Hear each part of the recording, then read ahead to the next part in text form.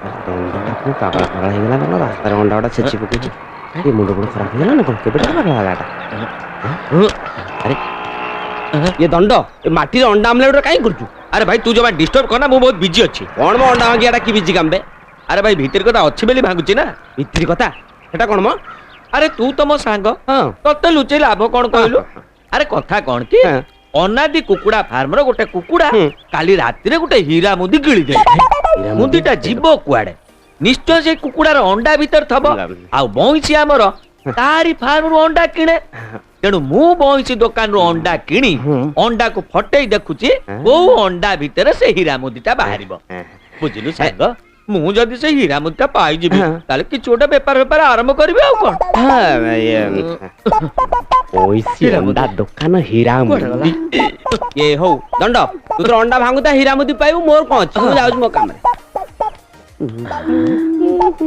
जा कुआ जा एउटू तोर फास्ट इंस्टॉलमेंट आरंभ होइगा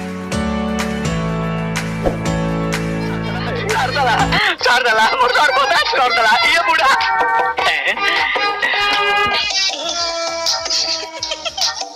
हसिला माने फसिला कोन हला की फस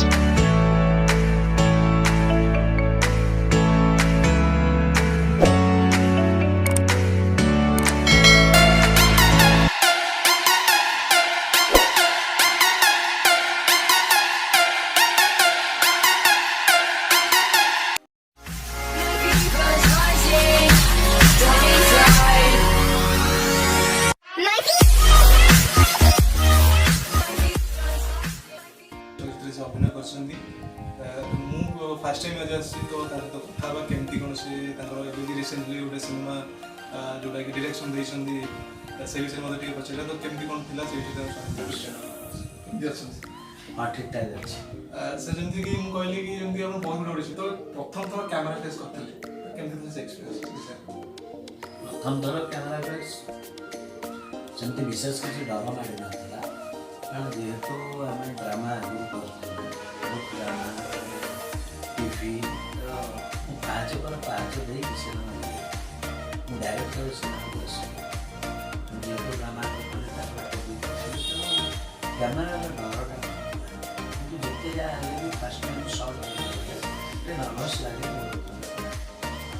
जो मैंने एक्टिंग कर पचार ए लाइन टोटाल पैसा ना जी कहे मुझे भावी से मिछ तुम जे पर्यंत सबुदे आम देखिए कमेडी कर सबुदे कमेडी छुंक आप सबुदे एमती कथा कथा के आप कमेडी कर भावी ना गोटे अलग क्यारेक्टर करवा किसी आपंकर जमी माने सिनेमा जमी गोटे सिनेमाटा बहुत गुड़े माने से गीतटा बहुत फेमस होता आप गीतटा गाई बोले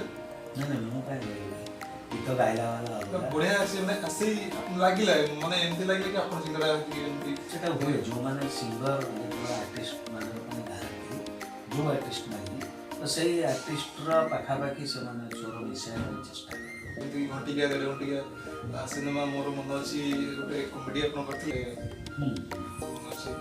माने एते मते से जगह रे आपण नहीं सेटा किछि नहीं आमे कला की ज्ञान था जे कोनस काम करा से तो जमा कर कोटा जीता कौन टाइम होता है अभी सीरियस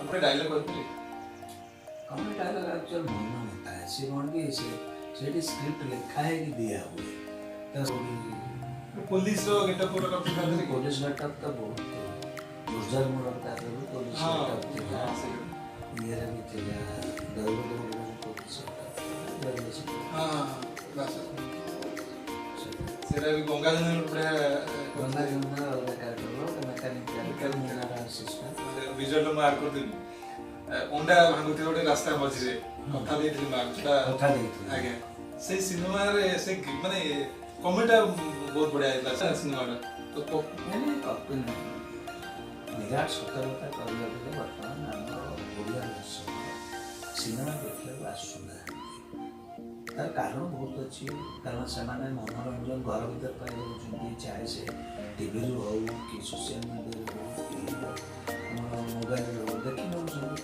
ତେଣୁ ପଇସା ଦେଇକି ସିନେମା ହଲ୍କୁ ଆସିବା ସେଟା ବହୁତ କଷ୍ଟ, ସିଧା କଥା। ତେଣୁ ସେମାନେ ଆସୁନାହାନ୍ତି ଏବଂ ଶୁଣି ସାରିକି କରିଦେଉଛନ୍ତି ଯେ କପି ହେଇଛି ଅମୁକ ହେଇଛି ସମୁକ ହେଇଛି ଏଗୁଡ଼ା କହୁଛନ୍ତି। ତାପରେ କହୁଛନ୍ତି ସେମିତିଆ ଫିଲ୍ମ ହେଉନି, ସେମାନେ କମ୍ପେୟାର କରିଦେଉଛନ୍ତି ଅଲଗା ଫିଲ୍ମ ସହିତ।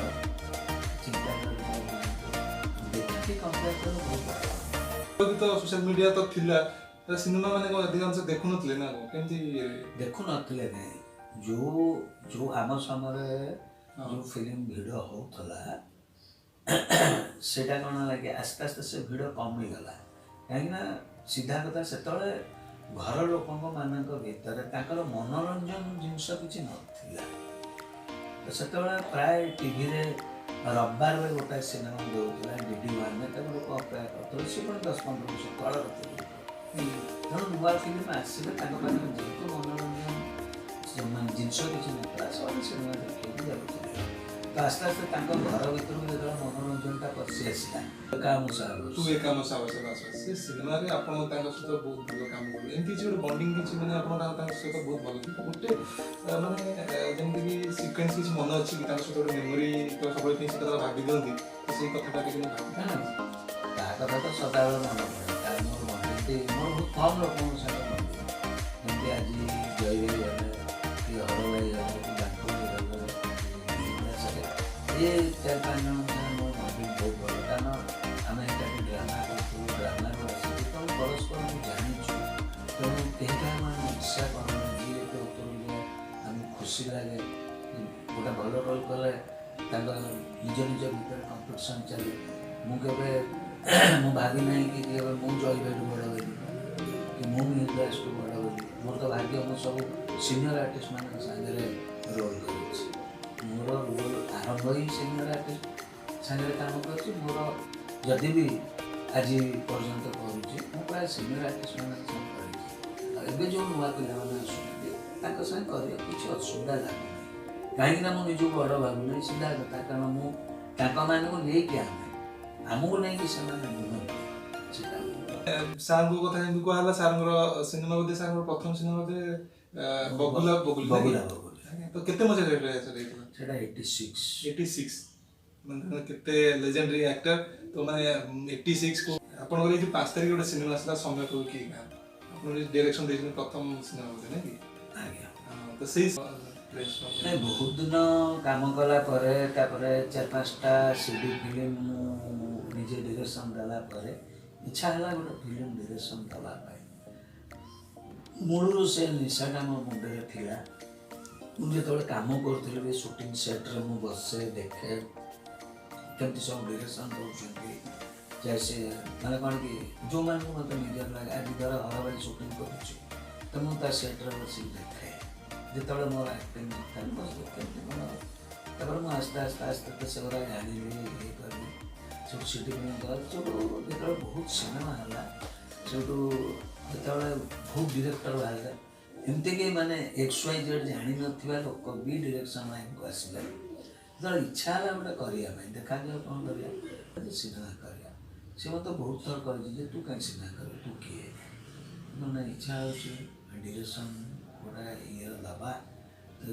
ତ ବହୁତ ଦିନର ପ୍ରଚେଷ୍ଟା, ଇଏ ଗୋଟିଏ ଦିନର ନୁହେଁ, ଦୀର୍ଘ 10-15 ବର୍ଷର ଇଏ ଚେଷ୍ଟା। ଆଜି ଯେଉଁଟା ମୁଁ ସିନେମା ଯେଉଁ କଲି, ତ ସେଥିରେ ସିଏ କରିବାର ଥିଲା। ଆକ୍ଚୁଆଲ ମିହିର ଦାସ ହିଁ ସେଥିରେ ସବୁ ଥିଲା, ଆରମ୍ଭରୁ ଥିଲା। ତାପରେ ମୋତେ ଗୋଟେ ପଏଣ୍ଟରେ କହିଲା ତୁ ବୋଧେ ମୋତେ ନେଉଛୁ ପଇସା ଦେବୁ ନାହିଁ। ତ ଏଇ ଜିନିଷ ବି ଅଛି, କାରଣ ଆମ ଭିତରେ ବି ସେ ହେଲ୍ଦି ଡିସ୍କସନ୍ ବି ଥିଲା। ତ ପଇସା ବି ଦିଆହେଲା, କିନ୍ତୁ ଲାଷ୍ଟ ମୁଭମେଣ୍ଟରେ ଯେତେବେଳେ ସୁଟିଂ ଆରମ୍ଭ ହେଲା, ବହୁତ ମାନେ କ'ଣ କି ଯେଉଁମାନେ ବି ସିନେମା କରୁଛନ୍ତି, ସିରିଏଲ୍ ସରିଯାଇଥାଏ, କେମିତି କହିବି କହ ସିରିଏଲ୍ କରୁଛନ୍ତି ସେଇଟା ସରିଯାଇଥାଏ। ସେଥିରେ ଲୋକମାନେ ମୋତେ ମାନେ ଗୋଟେ ବାପା କ୍ୟାରେକ୍ଟର ଆକ୍ସେପ୍ଟ କରିଯାଇଥିଲେ। ତ କମେଡ଼ିରୁ ମୁଁ ଟିକେ ଦୂରେଇ ଯାଇଥିଲି। ତେଣୁ ସେ ରୋଲ୍ଟା ମୋତେ କରିବାକୁ ପଡ଼ିଲା ଏବଂ ମୁଁ କଲି। ତ ଏମିତି ହେଇକି ସମସ୍ତେ ସେଥିରେ ସବୁ ଭଲ ଆର୍ଟିଷ୍ଟ ସବୁ ଜୟ ଭାଇ ଅଛନ୍ତି, ଦେବୁଳ ମା, ତାକୁ ଅମ୍ଳାନ, ସିଏ ସେ ବହିରେ ଅଛି। ଏମିତି ନେଇକି ସିନେମାଟି ହେଲା। ଟାଇଟଲ ଗୋଟେ ଯେମିତି ସମୟ କହିବ କି କାହାର ଯୋଉ ସମୟ କହିବ କି କି କାହାର ସେମିତି ସମୟ ଭଳି ଚକାଭୂରି ଗୋଟେ ସିନେମା ନିଶ୍ଚୟ। ତାପରେ ମସିହାରେ ସିନେମା ଯେମିତି ଟାଇଟଲ ଦିଆ ହୁଏ ସେମିତି ସେଇଟାକୁ ଲାଗିଲା। କେମିତି କ'ଣ ମାନେ ରେସ୍ପନ୍ସ କେମିତି କ'ଣ ଆସିଥିଲା? ରେସ୍ପଣ୍ଡ କ'ଣ ସିଧା ସତ କଥା କହିବାକୁ ଗଲେ ସିନେମା ଦେଖିବାକୁ ଓଡ଼ିଆ ଦର୍ଶକମାନେ ଆସୁନାହାନ୍ତି। ଆସିକି ଦେଖିକି ଯଦି କମ୍ପେୟାର କରନ୍ତେ ତାହେଲେ ବହୁତ ଭଲ ଲାଗନ୍ତା। ସେମାନେ ନ କହୁଛନ୍ତି, ମୋତେ ନୁହେଁ ସମସ୍ତଙ୍କୁ କହୁଛନ୍ତି। ଆଜି ତ ଗୋଟେ ଏତେ ବଡ଼ ପିକ୍ଚର ଯେଉଁ ଡିଅର ପୁରୁଷ ତାପରେ ପଡ଼ିଲା ମୋ ପରେ କାରଣ ରେଜଲ୍ଟ ନାହିଁ। ତ ଲୋକମାନେ ଦେଖିକି ଯଦି ଭଲ ମନ୍ଦ କହିଦିଅନ୍ତା କମ୍ ସେ କମ୍ ସେ ପଇସାଟା ସେ ରିଟର୍ନ ପାଇବା। ତ ସେ ରିଟର୍ନଟା ଯେତେବେଳେ ନ ଆସୁଛି ସିଏ ଆଉ କ'ଣ ଏକ୍ସପେରିମେଣ୍ଟ କରିବ? ଚାहे ସେ XYZ ଯିଏ ବି ହଉ ସମସ୍ତେ ବଡ଼ ବଡ଼ ପିକ୍ଚର ବି ହେଉଛି। ଏବେ ତ ଦଶହରାରେ ବଡ଼ ପିକ୍ଚର ଗଲା, ଗୁଡୁ ଗ୍ୟାଙ୍ଗଷ୍ଟାର ଗଲା, ଅରିନ୍ଦମର ରାମ ଗଲା, ଅନୁଭବର ଲଭିନ୍ ଲଣ୍ଡନ ଗଲା। ସେମାନେ ଜାଣିଛନ୍ତି ତାଙ୍କ ପିକ୍ଚର ଯେଉଁମାନେ କହନ୍ତି ଯେମିତି ତମର ପ୍ରଥମ ପ୍ରଶ୍ନ କର ଯେ ତମର ପ୍ରଥମ ରେମୁନେସନ୍ କେତେ ଥିଲା? କେହି କହନ୍ତି ନାହିଁ। ଗୋଟିଏ ଲୋକ ମୁଁ କହେ ଯେ ଓଡ଼ିଆ ପିକ୍ଚରରେ କି ଓଡ଼ିଆ ଆର୍ଟିଷ୍ଟମାନଙ୍କ ପାଖରେ ପଇସା ନାହିଁ। ଯେ ପର୍ଯ୍ୟନ୍ତ ତମ ଦେହରେ ଷ୍ଟାମ୍ପ ବାଜିବେ, ଯେ ପର୍ଯ୍ୟନ୍ତ ଜୟରାମ ସାମଲ ହେଇନଥିଲେ ସେ ଯାଇକି ଆ ଦ୍ୱାରା ତା ଦ୍ୱାରା ବୁଲୁଥିଲେ, ତାଙ୍କୁ ପକେଇ ଦେଇଥିଲେ ଗୋଟେ ରୁମ୍ରେ ପକେଇ ଦେଇଥିଲେ 15 ଦିନ କାଳ 2-3 ଦିନ ସୁଟିଂ କଲେ ଗୋଟେ ପଇସା ଦେଇନାହାନ୍ତି। ଯେତେବେଳେ ଜୟରାମ ସାମଲ ଆସିଲା ସେତେବେଳେ ପଇସା ଆସିଲା, ଡିମାଣ୍ଡ ହେଲା। କିନ୍ତୁ ତାର ଯେଉଁ 15 ବର୍ଷ କି 20 ବର୍ଷ ସେଇଟାକୁ କେହି କେବେ ପଚାରି ନାହାନ୍ତି। ତେଣୁ ଅବିକା ପିଲାମାନେ ଯେଉଁ ଆସୁଛନ୍ତି ସେମାନେ ଆସୁଛନ୍ତି ଯେ ନାଇଁ ଆମେ ଯିବୁ ଅଭିନୟ କରିବୁ, ଏଥର ପଇସା ମିଳେ। ତାକୁ ହିଁ ପଚାରିବା ଯେ ତମେ ପ୍ରଥମ ପିକ୍ଚରରେ କି ପ୍ରଥମ ଆକ୍ଟିଂରେ ପ୍ରଥମ ଅଭିନୟରେ କେତେ ପଇସା ପାଇଥିଲ? ଏବେ ଛାତିରେ ହାତ ଦେଇ ସତ କୁହ। ସେମାନେ ସତ କହିବେନି। 500 ଟଙ୍କା ପାଉଥିଲେ ତମକୁ କହିବେ 5000। ତେଣୁ 4500ର ସ୍ୱପ୍ନ ଦେଖିଲେ କଷ୍ଟ ପାଇଲେ ଘରେ। ତ ଏଇଆ ସେ ପିକ୍ଚର ଦିଆ। ମୁଁ ତ ନିଜେ କହୁଛି ଦୁର୍ଗାରେ ଯେତେବେଳେ ମୁଁ ଆକ୍ଟିଂ କରୁଥିଲି ସବୁ ନୂଆ ପିଲାମାନେ ଆସୁଥିଲେ, ସେମାନେ ଖାଲି ବାହାର ପିକ୍ଚର କଥା ଡିସ୍କସନ୍ କରନ୍ତି। କୌଣସି ଗୋଟିଏ ଦିନ ଓଡ଼ିଆ ପିକ୍ଚର କଥା ସେଠି ଡିସ୍କସନ୍ ହୁଏନି। ଏ ଯେଉଁ ନୂଆ ପୁଅ ନୂଆ ଝିଅ ଆସନ୍ତି, ମୁଁ ତ ବୁଝିପାରେନି ଓଡ଼ିଆରେ କାମ କରୁଛନ୍ତି କିନ୍ତୁ ଡିସ୍କସନ୍ ବାହାର କରୁଛନ୍ତି। ଲାଭଟା କ'ଣ? କାରଣ ଆମେ ଯଦି କହୁଛୁ ଯେ ତେଲୁଗୁ ଏତେ ବଢ଼ିଆ କରୁଛନ୍ତି, ଯେ ତେଲୁଗୁ କେମିତି ବଢ଼ିଆ କଲେ? ତାଙ୍କ ଲୋକମାନେ ଦେଖିଲେ ବୋଲି ସିନା, ସେ ପଇସା ପାଇଲେ ବୋଲି ସିନା କଲେ। ଏଠି ତ ଯିଏ କରୁଛି ସେ ପଇସା ପାଉନି, କେମିତି ପଇସା ପାଇବ? କାରଣ ଗୋଟେ ପ୍ରଡ୍ୟୁସର ପଇସା ଖର୍ଚ୍ଚ କରିବ ମାନେ ନିଶ୍ଚୟ। ଯେହେତୁ ଗୋଟେ ପ୍ରଡ୍ୟୁସର ପଇସା ଖର୍ଚ୍ଚ ବି ଚାହିଁବ କିନ୍ତୁ ରିଟର୍ନ ପଇସା ପାଇବା ପାଇଁ। ଯଦି ରିଟର୍ନ ନ ଆସିବ ଅଟୋମେଟିକ୍ ନାଇଁ, ଲୋକଙ୍କୁ ଭଲ ଲାଗିଲା, ଲୋକ ଦେଖିଲେ। ତାପରେ ଆମ ଲୋକମାନେ ହେଉଛନ୍ତି ଦେଖା ଶିଖା ଓଡ଼ିଶା। ଲୋକ କହିଲେ ଯେ ଦମନ ଭଲ ହେଇଛି ତ ଲୋକ କଲେ। ତ ଭଲ ହେଇଛି ଭିତରୁ ସିଏ କେତେ ଦିନ ଆଗରୁ ପଇସା ଦେଇକି ରଖିବ ହଲ୍ରେ? ସେଇଟା ହେଉଛି ଘଟଣା। ତାଙ୍କ ପ୍ରଡ୍ୟୁସରଙ୍କର ଦମ୍ ଥିଲା, ତେଣୁ ସେ ପକେଇକି ରଖିଲେ, ଚାଲିଲା। ସମସ୍ତଙ୍କର ତ ସେତିକି ତାକତ ନାହିଁ ନା ପକେଇକି ରଖିବା ହାତରୁ ପଇସା ଖର୍ଚ୍ଚ କରିକିନା। ତେଣୁ ସେ ଚାରିଆଡ଼େ ପକେଇଲେ ପଇସା। ମୁଁ ତ ତାଙ୍କର ଗୋଟେ ଇଣ୍ଟରଭ୍ୟୁ ଦେଖିଥିଲି, ସେ କହିଲେ ଯେ ମୋର 1 କୋଟି ଇନକମ୍ ହେଇଛି, ଅଭିଯାନରେ ମୋ ପାଖକୁ ପଇସା ଆସିନି, ଆଉ ମୁଁ ଏବେ ଫୋନ୍ କରିକି ମାଗୁଛି। ତାମାନେ ଏତେ ଦୟନୀୟ ଅବସ୍ଥା ଆସିଗଲା। ହଲ୍ରେ ଫିଲ୍ମ ପଡ଼ିଲେ ହଲ୍ ଚାଲୁନାହିଁ, ହଲ୍କୁ ଲୋକ ଯାଉନାହାନ୍ତି। ଯଦି ଲୋକ ଯାଆନ୍ତେ ଆମର ଓଡ଼ିଆ ପିକ୍ଚର ଫୁଲ୍ ହୁଅନ୍ତା, ସେମାନେ କ'ଣ ଓହ୍ଲେଇ ଦିଅନ୍ତି? ସେମାନେ ଓହ୍ଲାନ୍ତି ନାହିଁ। ତ ଯେମିତି ସେତେବେଳେ ହେଉଥିଲା, ସେତେବେଳେ କୌଣସି ହିନ୍ଦୀ ଫିଲ୍ମ ସେଠି ଆସିବନି, ଡାଇରେକ୍ଟ ଓଡ଼ିଆ ଆସିବ। ତ ଅବିକା ହେଉଛି ଯେ ୟାର କିଛି ମାନେ ନାହିଁ। ଦମନ ଯେତେବେଳେ ପଡ଼ିନଥିଲା ସେତେବେଳେ କ'ଣ ଦମନ ହିଟ୍ ହେବ ବୋଲି କିଏ ଭାବିଥିଲା? ତେଣୁ ଗଲା କି ଦମନ କ'ଣ ଦମନ ଏଠି ଓଡ଼ିଆ ଚାଲୁନି। ଠିକ୍ ଅଛି, ଏବେ ବି ଓଡ଼ିଆ ଚାଲୁନାହିଁ। ବର୍ଷ ତଳେ ଗୋଟେ ଫିଲ୍ମ ଯାହା ମୋତେ ବେଳେବେଳେ ଲୋକ ଭେଟନ୍ତି ଯେ ଆଉ ଆଜ୍ଞା ସିନେମାରେ ପାର୍ଟ କରୁନାହାନ୍ତି। ମୁଁ ଆପଣ ସିନେମା ଦେଖୁଛନ୍ତି? ମୁଁ ସିଧା ମୋର ନେଗେଟିଭ୍ ଆନ୍ସର ସଦାବେଳେ। ସେ ଯୋଉ ଭାବିକି କହିବେ ନାହିଁ 10 ବର୍ଷ ହେବ ଦେଖିନି। ମୁଁ କହିବି ବାସ୍ 10 ବର୍ଷ ହେବ ମୁଁ ଭିକ ମାଗିଛି, ଆପଣ ଦେଖିଲେ ସିନା ମୁଁ ପଇସା ପାଇବି। ଆପଣ ଦେଖିନାହାନ୍ତି, ବାସ୍ ଗଲା କାମ ଶେଷ। ଚିନ୍ତା କଲେ ନ ଦେଖିକି କହୁଛନ୍ତି ଆପଣ ଫିଲ୍ମରେ କରୁନାହାନ୍ତି। ତାମାନେ କ'ଣ ଯେ 10 ବର୍ଷ ହେଲା ସେ ସିନେମା ଦେଖିନା, ଯେ 10 ବର୍ଷ କାଳ ମୁଁ କ'ଣ ସିନେମାରେ କରିନି? ମୁଁ ତ ପ୍ରତ୍ୟେକ ବର୍ଷ କିଛି ନା କିଛି ଗୋଟେ ଯୋଡ଼ା ଫିଲ୍ମ କରେ। ୟା ମାନେ କ'ଣ ଖାଲି ମୋରି ପିକ୍ଚର? ଟିକେ ଦମନ ପୂର୍ବରୁ ବହୁତ ଗୁଡେ ସିନେମା, ଦମନ ପୂର୍ବରୁ କ'ଣ କପି ପିକ୍ଚର ଆସିନି? ତ ସେଇ କପି ପିକ୍ଚରକୁ ଲୋକ କାହିଁ ହିଟ୍ କରିଛନ୍ତି? ଆମର ଲୋକ ତ ହିଟ୍ କରିଛନ୍ତି ନା, ତ କାହିଁକି କଲେ? ହଁ ସେଇଟା କାହିଁକି मैट्रिक फेल को सुपर हिट बोली कहले ହଁ अनुभव महांतर मैट्रिक फेल कॉपी नुहे copy। तो काहे सुपर हिट कले जदि से सुपर हिट कले आमे सेउठू इंस्पायर्ड हलु ना ते कॉपी पिक्चर करले लोक देखुचंती आई लव यू गोटे कि सुपर डुपर अनुभव महांती जेतबे आसीला एक्टिंग करिएको तार first picture I love you केते लैंग्वेज रही बेंगली रही तेलुगु रही ओडिया रहला ओडिया रे सुपर डुपर हिट हे गला माने जो जगह रे पिक्चर ओडिया पिक्चर चलेनी पश्चिमांचल रे I love you Sethi silver jubilee हला तो आमे सेथुरु कोन अनुभव करू जे कॉपी पिक्चर कले चलिबो तो कॉपी पिक्चर हला एवं ध्वंस हो गला लोक कहले कॉपी कॉपी कॉपी ध्वंस हो गला कोन तो अबिका किछि कंटेंट पिक्चर आसुची ସେତେବେଳେ ଲୋକମାନେ ଦେଖୁଥିଲେ ମାନେ ସେତେବେଳେ କଣ ସେତେ ସୋସିଆଲ ମିଡିଆ ନଥିଲା ବୋଲି ଦେଖୁଥିଲେ କି हां सेतबे से जानि पाउ नथले हठात ହଁ एते एते कॉपी हला जे अबिका समान